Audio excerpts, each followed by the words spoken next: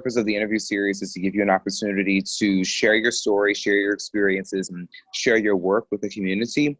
And it's also designed to highlight the diversity and consciousness of Louisiana, which is something that often is not seen or believed to be a part of Louisiana's culture and everyday life. I always ask questions that are fairly deep and fairly complex, but I always want to start off with a pretty simple question. And that simple question is where you're from. Where are you coming from? I'm originally from Clinton, Louisiana. I've been living here in Baton Rouge for a few decades now. Tell me what it was like growing up in Clinton and then coming a couple miles down the streets of Baton Rouge. No problem. It's a little bit more than a couple of miles, but it's certainly, carefree, growing up in the country, big difference in, what my children experience here in Baton Rouge, playing with friends, being able to walk about freely, certainly, obviously, many decades ago.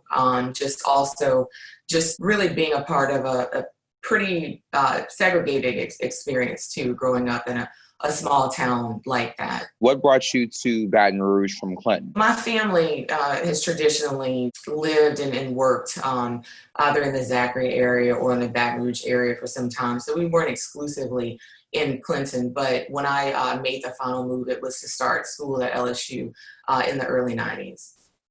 And pretty much after that, I remained, and then my family made the final journey to Baton Rouge permanently. And what did you study at LSU? I focused on advertising, public relations, and sociology. I actually started off in fashion merchandising for most of my university experience. I thought that I wanted to be the department store owner. I wanted to be a buyer. I was very much so into fashion design and, not fashion design, but the business of fashion. But decided that going into advertising, public relations, and I've always had an interest in sociology and business. So that was my focus towards the end of my college experience. Were you able to find experiences or professional opportunities in Baton Rouge after finishing your degree? Like I said, the focus changed. So I moved away from fashion and wanted to know that I wanted to get more into business, and said that I would either go to graduate school and work on an MBA. That was the focus. But no, I actually did find work, and I ended up having my first professional job working for Sears Roebuck & Company. Not necessarily the experience with fashion that I wanted, but it did allow me to develop into a good manager and develop the management skills that I needed that were essential for me as I ended up changing my area of focus more to public administration. So you went from having that interest in fashion and public relations to going into a professional job in which you're working in the field of management in Sears, and then going into public administration. And then from public administration, where did you go? I want to go back to what you just said about management at Sears, because there was a really important evolution that happened with me there. When I was working full-time at Sears and just really planning to get into a graduate program and look at exploring more options to receive my MBA, I continued volunteering in the community, because that's something that has always been something that I've done and something that I've been passionate about since really being in high school. What I found was that I wasn't satisfied at Sears, for one, and that was not like a big surprise. But there were incredible opportunities there that I appreciated, and a lot of great professional relationships that were developed. But I found the most satisfaction and joy volunteering in the community, and volunteering with community development projects, and just really working with young people. So I found that I would go to work and do my 9 to 5, but I would live and breathe and just couldn't wait to get to the places that I was volunteering at. And that was pretty much providing the most happiness and joy and sense of purpose. So from there, I realized that that was actually a career, that public administration was a thing. And I started looking into that, and that pretty much was the shift for me. Volunteering led to job opportunities. I found myself working at the state capitol for the state senate, and then also starting to work for a nonprofit youth development program. So that pretty much was my introduction to public administration, public policy, and this particular area of focus as opposed to the business development piece. So walk me through your journey working in public administration. Like, I want to know more about how it was being someone who was now in public administration, working to serve community, but also navigating this space as a Black woman. I would say that my story is one that many Black women will be familiar with. For me, navigating in the space, what I actually refer to it as in corporate America. The Sears position was a corporate America position. They were training us to be department managers and executive level leaders within the organization. We spent time at the headquarters in Hoffman Estates, Illinois. So it was definitely a corporate engagement opportunity. So that was my introduction to corporate America. And that was also my introduction of being a minority in corporate America. A minority meaning a Black woman first, because I'm Black before anything else. And being a woman in that space. And just really having my introduction, to, various microaggressions and things like that, and trying to operate in these spaces that weren't as culturally diverse. And then also in the volunteer spaces, just really being at tables where, of course, there are not a whole lot of folks that look like me at those tables, and being in spaces in Baton Rouge where folks are making decisions and making investments in various aspects of the community. So my introduction with this space as a Black woman would be very much so being a minority in groups, places that are largely occupied by men, especially white men. And at that time in my life, a lot of older people. I was in my early 20s, and I found myself in spaces with a lot of older people.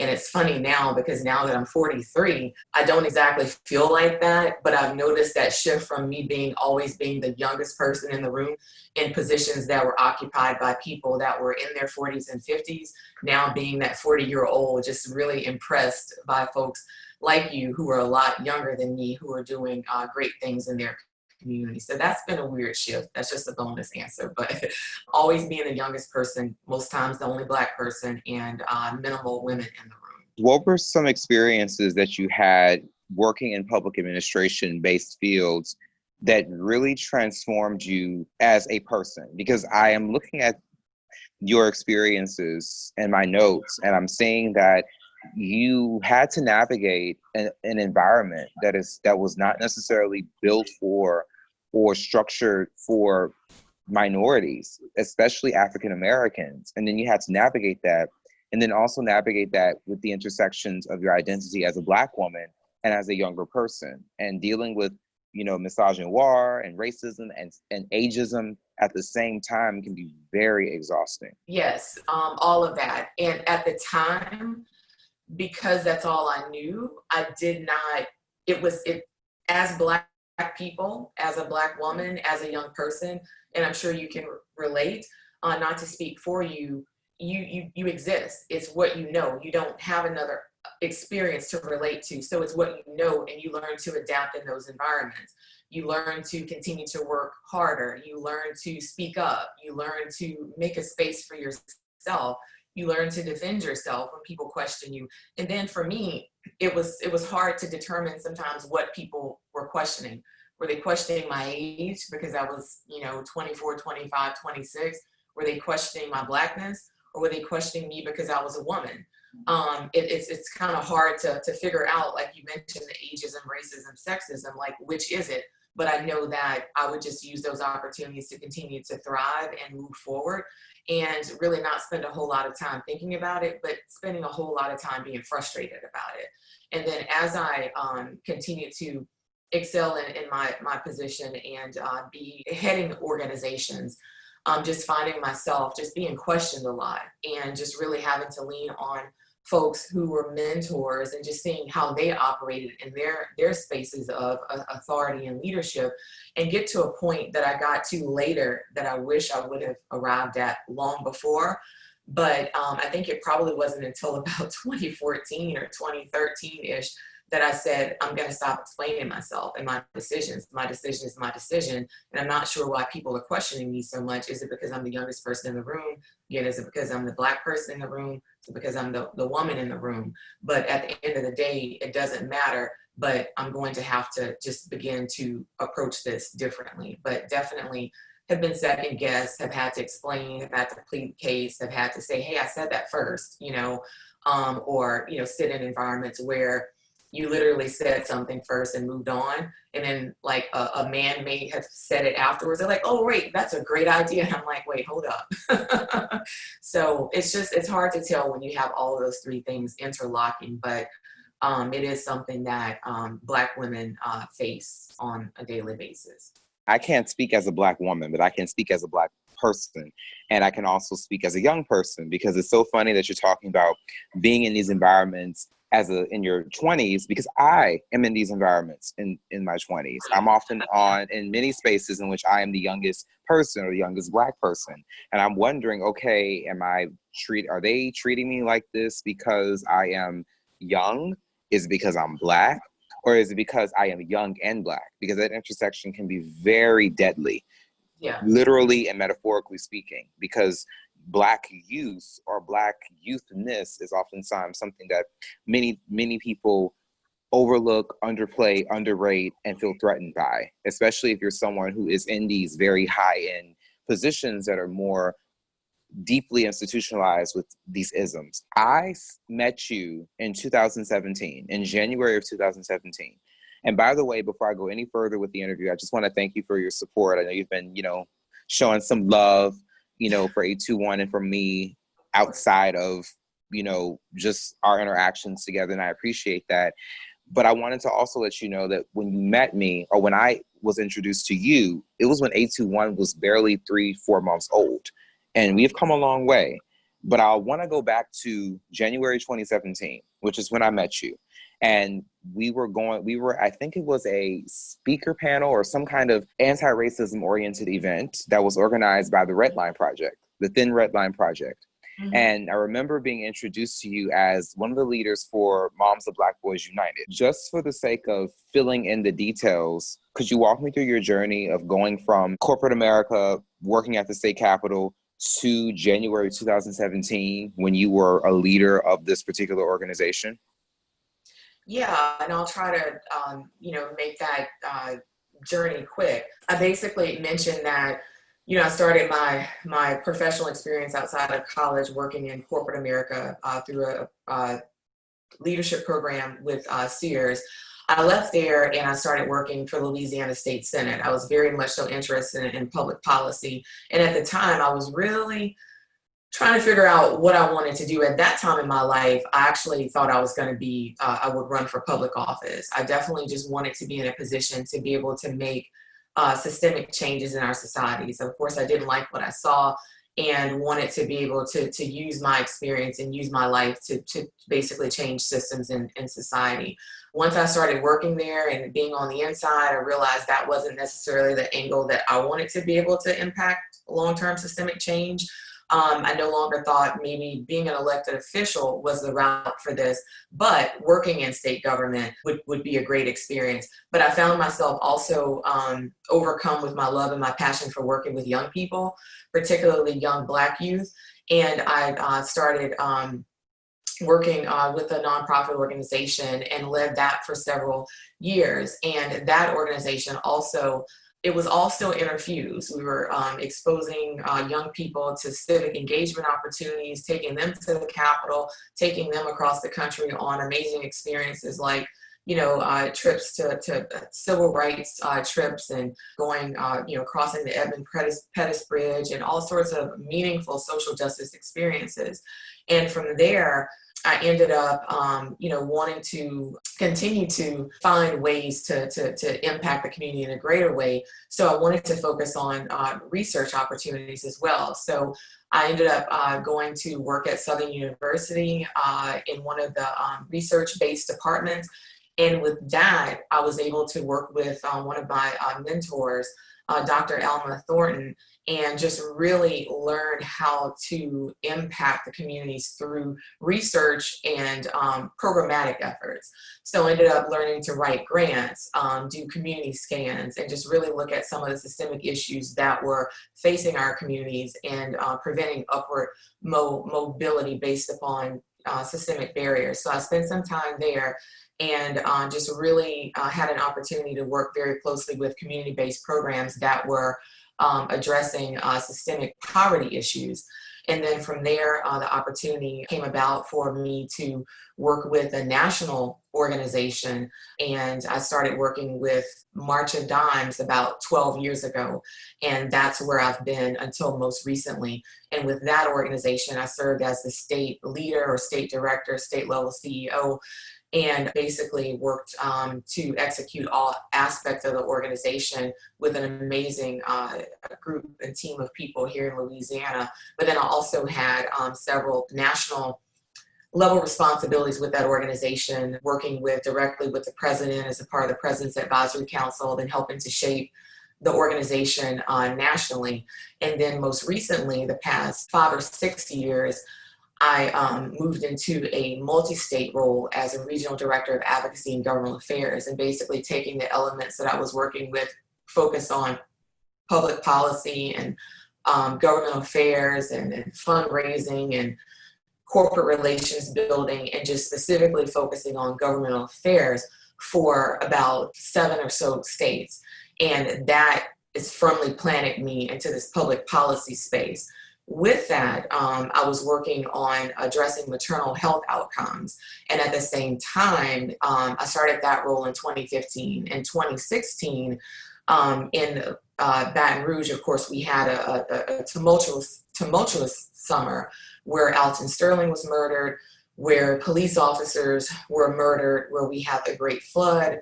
And I found myself deeply engaged in advocacy work related to social justice, related to preserving Black lives. At that time, I had become a mom. My son was a year, and it was just the perfect storm for me to engage and have everything that I was passionate about just all of a sudden bubble up and intersect. That, I had no choice but to be an advocate, for my son and boys like him, as we're seeing these injustices in Baton Rouge and across the country that we already knew existed, but were here right at our front door, that received global attention. But of course, it wasn't the first instance of, this type of injustice dealing with police violence and societal violence. So all of that to say, I found myself the public policy piece, the public health piece, the maternal piece, everything interlocking and intersecting that really shaped, my moving forward. So when we met at the Thin Red Line Project, I was there because I had worked to be one of the founding members of Moms of Black Boys United, because I felt like we needed a presence here in Louisiana to complement the national organization's work when we have so many issues of police reform that are needed here, and of course, a terrible injustice in relation to Alton Sterling being murdered here in Baton Rouge. I want to ask you some questions about these specific issues. Personally speaking, I know that maternal health is something that's very important to you.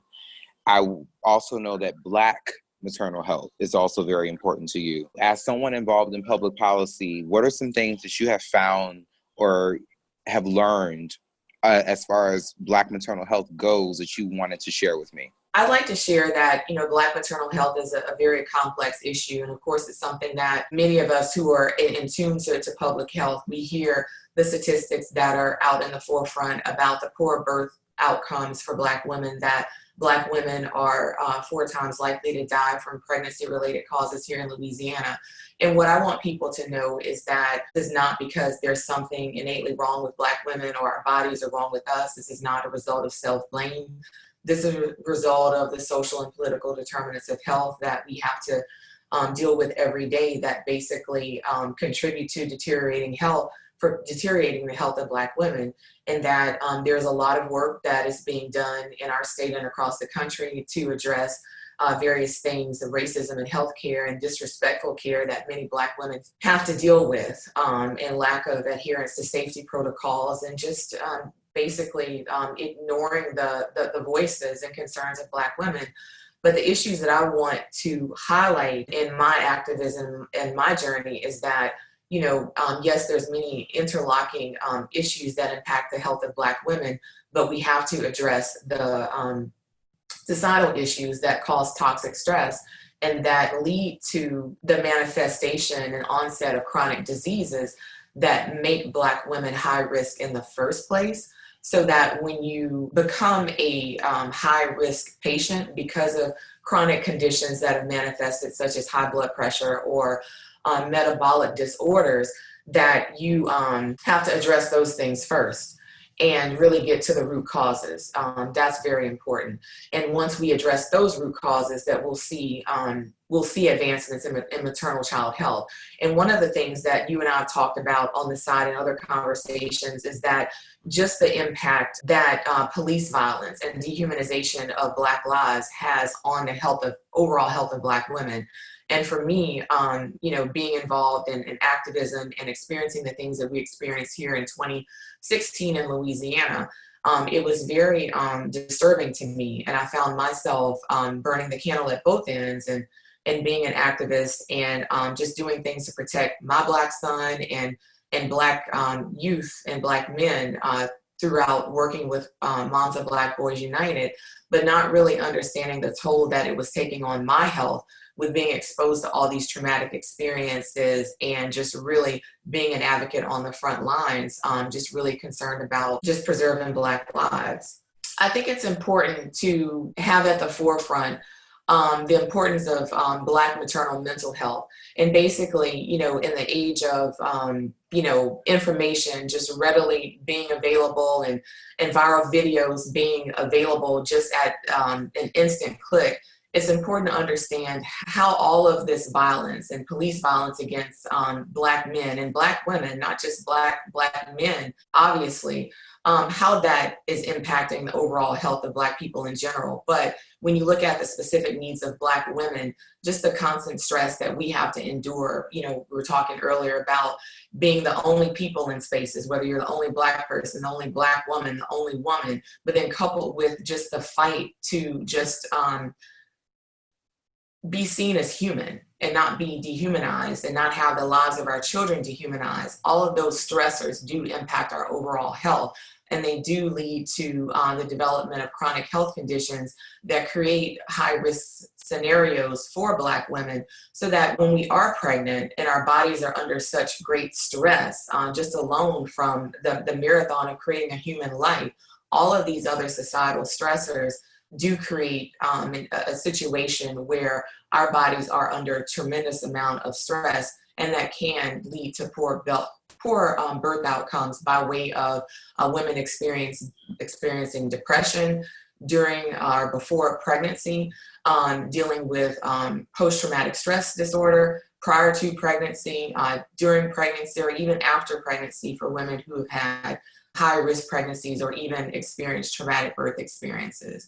So just really wanting to highlight those issues of mental health and toxic stress and how that is a major driver in poor maternal health outcomes for Black women navigating societal issues that directly impact us. Earlier in our conversation, you said that as far as Black maternal health goes, and as far as all the issues that you work towards goes, you have personal lived experience in the work that you do. So I wanted to ask if you had any personal experience being a mother, navigating Black maternal health issues, and if so, what issues did you experience as a Black woman who was giving birth to a Black son, and also possibly being a part of those statistics if they applied? So yes, I am a mom. I'm a mom of two. I have a son, he's 5, and I have a daughter who's 2.5. And I definitely have a lived experience as someone who has been a part of social justice work for a very long time and who's worked in public policy, I've had the opportunity to be able to work in spaces where decisions were being made, where policies were being set. And I found myself working in some very stressful environments. We talked about before, being the only person there and dealing with microaggressions and things that you just learn to just work past, but you don't realize how those things ultimately take their toll when you're constantly on a fight and you're trying to move forward and there's constant obstacles and barriers. And yes, I work in public health. I've worked in maternal child health for 12 years. And the interesting thing for me is that I've been working in this space for so long that in 2018, I became a part of those numbers of the folks that I'm working very hard to advocate for. And looking at my experience, my first child was born healthy and full term. My second child was born premature, but when I look at the things that were happening in my life after I had my son and when I had my daughter, I know that there were a tremendous amount of stressors that I was dealing with before he was born and then after he was born that really compounded. And I will tell you that living through the summer of 2016 for me was a very stressful experience. And I found myself working my full-time job and trying to advance public policies that dealt with dismantling, racist structures, but then out on the front lines advocating and protesting for the right for my son to be counted as a human and protesting police brutality. But then finding myself in a situation where my health was at risk while I was pregnant with my daughter, and then having her early, but then in the process of trying to figure out what happened, really taking to the research and learning that chronic stress and the things that I was dealing with were very much so an indicator of premature birth. And I found myself just really seeing how all of these things intersected and realizing that if this happened to me, that this is what's happening to other Black women as well. And just really wanting to be a part of the movement to address these things that had not been widely talked about and being open and vulnerable to share my story. When I went back to work in maternal child health and I started looking at the research and I started looking at things like how depression impacted pregnancies and not having had disclosed this before, but a month before I became pregnant with my daughter, I screened positive for depression. And just that whole year of 2016, just, taking in all of this, violence and just really having real concerns about people in my family, my husband, my son, my brothers, my uncles, my friends that I cared for, and not really realizing the toll that it took. But then realizing after the fact that women who suffer from depression during pregnancy have increased risk of preterm birth, and then seeing that experience happen to me. But then also after having my daughter and having her born preterm, just really experiencing firsthand how those traumatic experiences can further just really complicate matters. And I found myself dealing with postpartum depression with that. It's really been a quite interesting and challenging journey, but one that I would say that I'm happy to have experienced because I'm able to talk about it, to be able to share it with others, so that perhaps other people will speak up and share their journey, and that we too can join together and advocate for systemic changes to make sure that these issues are addressed so that they don't continue to, cause adverse health outcomes for Black women. I'm going to go back and then go forward because I'm not quite sure of the timeline of everything. Since 2017, January 2017, you and I have been able to, collaborate a couple of times and also run in the same circles. But I also know that you're involved in a lot more beyond mob, as well as beyond public policy. I know that you're involved in a lot of different organizations, and you also have your own consulting group as well. So tell me a little bit more about the other organizations you're involved with, and also tell me about your consulting group. I serve on a few boards in the community. So I serve on the board for Dialogue on Race Louisiana.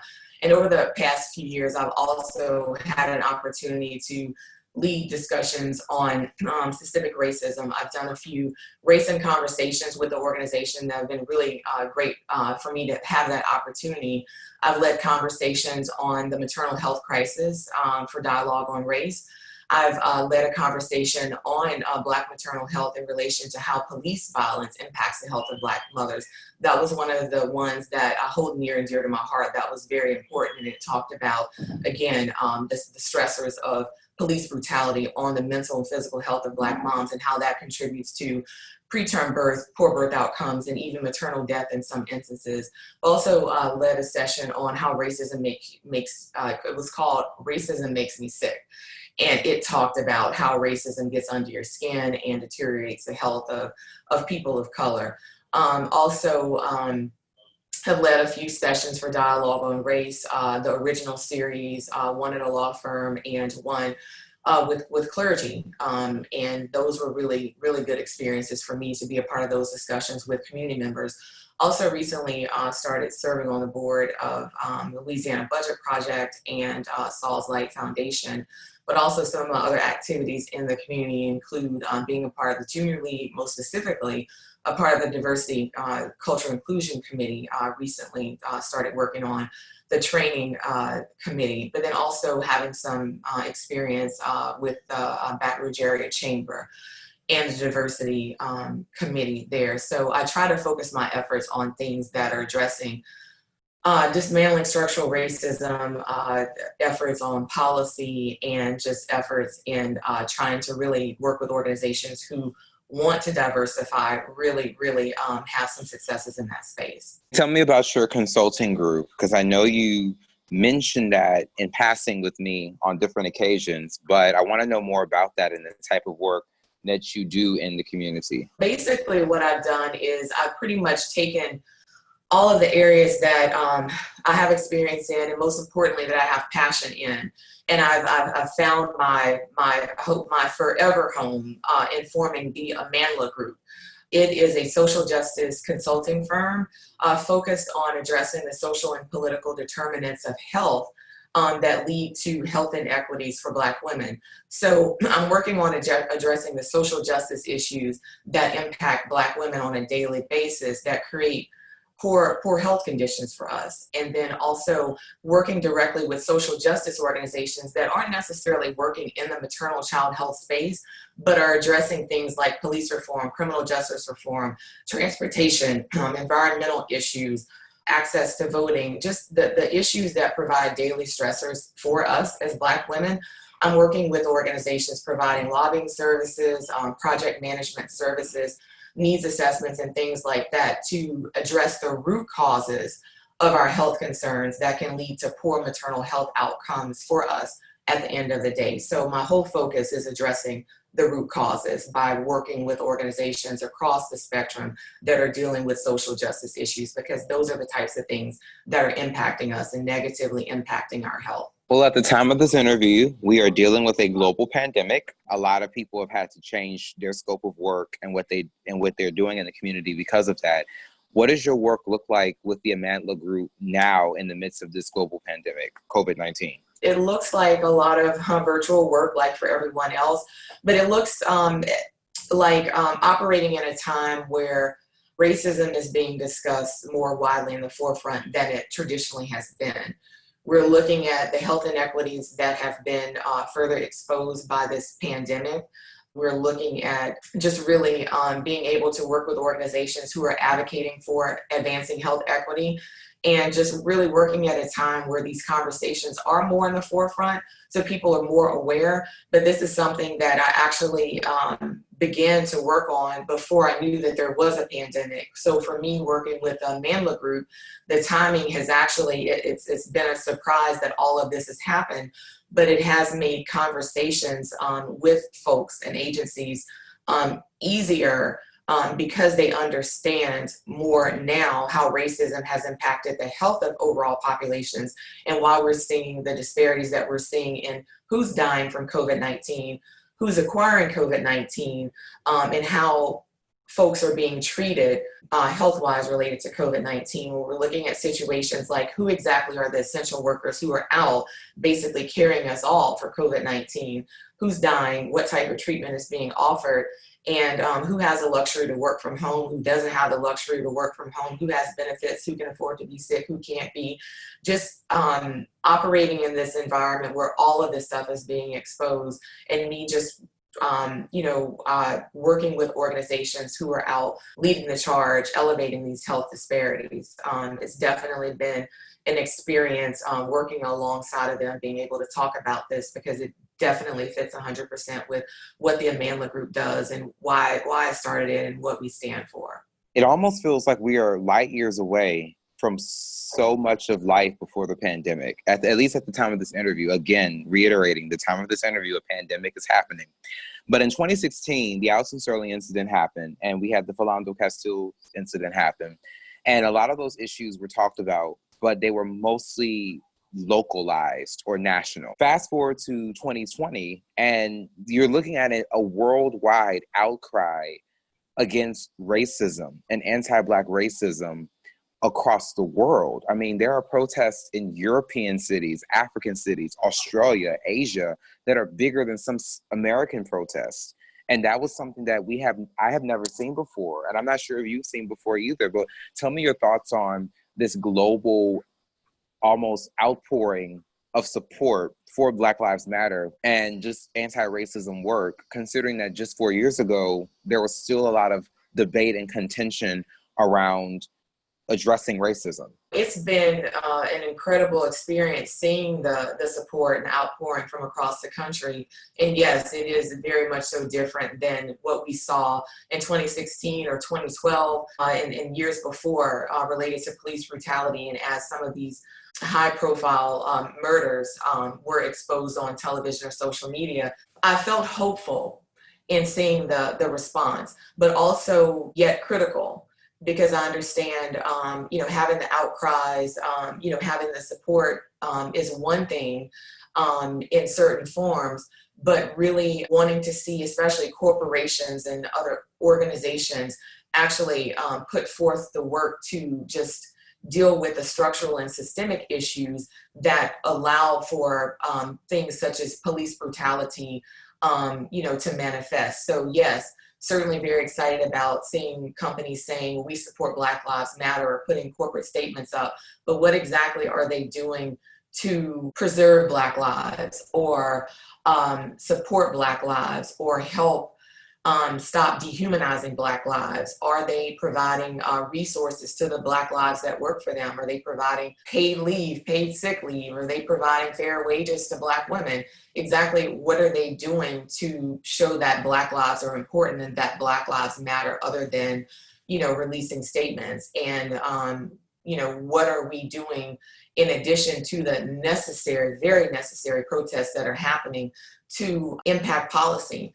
Yes, I'm seeing protests and I'm seeing folks out on the front lines basically putting their lives at jeopardy. But then at the same time, I'm watching work that's happening at the various state houses and state capitals where folks are presenting information, evidence, and research saying that laws need to change, but then we're being met with resistance along the way. So there's still a lot of work to do. There's a lot of groundwork to do, and there's a lot of pressures that are being placed forward, but then we're still being met with a lot of resistance to just basically dismantle the status quo. I want to honor that idea, because it's one thing to post a status or post a picture or send an emailed statement, and it's another thing to actually put work. And so I also wondered myself if the support would be genuine or if it was just virtue signaling, where it was like, okay, well, everybody's doing this right now, so we're going to do it too. And also wondering if those corporations who are promoting Black Lives Matter and embracing it in corporate America will also make sure that their hiring practices reflect that Black Lives Matter, or that their HR policies reflect that, and that they're not just saying, hey, Black Lives Matter, but then they have very few Black people in leadership, or Black people who are even allowed to be interviewed for certain jobs and positions. And also whether or not these local organizations and businesses will actually be more empathetic to the concerns of African-American people. Like, there's a lot of conversation that needs to be had, but the fact that the conversation is becoming a lot less contentious compared to now is a small step in the right direction. because there are instances in which those same corporations who are saying Black Lives Matter would probably have fired or dismissed someone for making a statement like that on their social media even a year ago. Yeah, I agree. And yes, I'm hopeful, but I do see a lot of work that has to be done. And you bring up a lot of great Right. points. You know, corporate, what does that corporate culture look like? Did you put a Black Lives Matter hashtag on your website, but yet you have employees that are essential workers and you haven't adopted a policy in your place of business to make sure that people are wearing, PPE to protect each other, or you haven't made proper provisions at your grocery store to make sure that your employees have protection from the public, or requiring your patrons to wear a mask? Are you, allowing your employees proper benefits to address their mental health right now, but Black Lives Matter? So, what is the pay scale for your employees? What is your clothing policy, your hair policy? Are there discriminatory policies in terms of the way people dress when they come to your establishment? Like, what is your corporate culture, and what are you allowing but Black Lives Matter? I mean, yes, it's a start, but there's a lot of work that has to be done. But most importantly, I would say too, for corporations, yes, Black Lives Matter, but are you also advocating and lobbying heavily against social justice issues, that if you were to put the weight of your company or the money support of your company behind some of these social justice issues, will we truly see a change, to show that Black Lives Matter? So, and aside from, of course, the high profile police brutality and the killings that we're seeing, these things are happening every day, and they're happening every day across the country. Are you just talking about this because, again, this is something that is in the news? Or are you taking note of what happens every single day? Are you following the Washington Post database that tracks police killings and that we've had thousands in the past few years? Or are you focused on these high profile cases and releasing a statement because that is the thing to do right now? So we just have to be cognizant of issues and scenarios where that happens, and really put the pressure behind these organizations, the corporations that have the money to, put forward to dismantle some of these structures. Or were they saying this, but yet keeping things intact that benefit them greatly, but not necessarily their workers on the front line?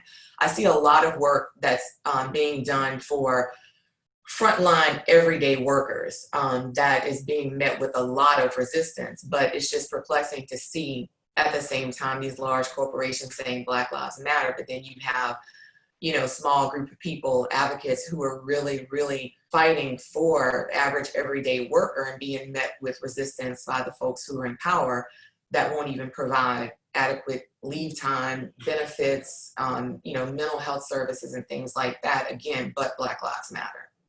You just have to be careful and question that. We can celebrate the progress, but progress is not the destination. Progress is the journey.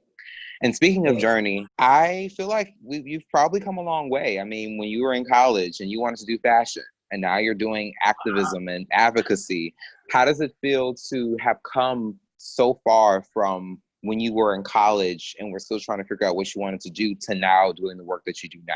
It felt scary in March when I made this shift from my career of 12 years working in governmental affairs and public health to crafting what I want to do and taking the elements of the things that I feel that I do best and I'm most passionate about. I feel like I've evolved, and with much prayer and much support. I'm really excited about the future and this journey with the Amandla Group. But I will say that my activism didn't start in 2016 or 2017. I've always been an advocate, or I'll say an activist. In college, I was very involved in social justice issues and, working on political campaigns and engaging my peers. And throughout, again, as I mentioned, when I graduated from college, volunteering in the community with work.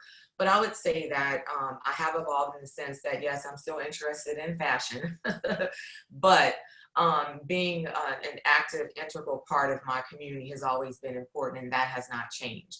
What has changed is my work and my study on just really looking at systems and structures to be able to continue to better understand public policy and how we really shape long-term systemic changes through public policy, but then incorporating that activism work into that public policy space. Yes, you can be an activist. Yes, you can protest. And yes, you can go to the Capitol. It's all interlocking. It's all necessary. It's all needed. And what I'm doing is just really wanting to work with those organizations that are, social justice organizations, doing the work and making sure that we're centering ourselves in the public policy space to really make those systemic changes. And then, of course, working to continue to educate and empower the public and the community on how we see those changes, take place, rather. Acknowledging that we have talked about a lot during this interview, and we also have been able to share a lot, but I always ask people at the end of the interview if there's anything that they want to express that they didn't have a chance to express, because sometimes the questions may not give you an opportunity to fully get everything off your chest. And also sometimes the questions asked might not always steer you in the direction that you feel will be best able to help you express yourself. So what is one thing that you wanted to express or share with me and everyone else who may be watching that you haven't had a chance to share during the course of this interview? My passion for the work that I do. There was passion there before, but there's certainly passion with having the lived experiences that I've had as a Black woman, with just my experience with my daughter being born early and having my experience with adverse maternal health outcomes. So I would say that I would like people to know that I'm passionate about social justice. I'm passionate about maternal mental health.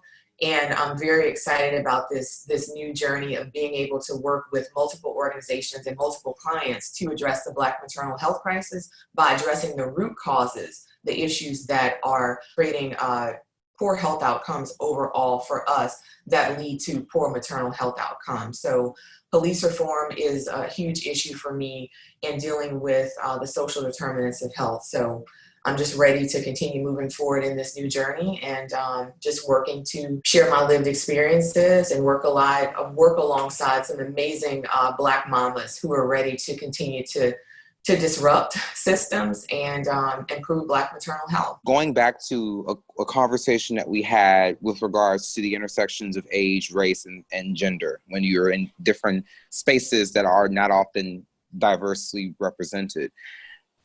I am someone who is in the position that you were in about, I don't know, maybe about a decade or two ago.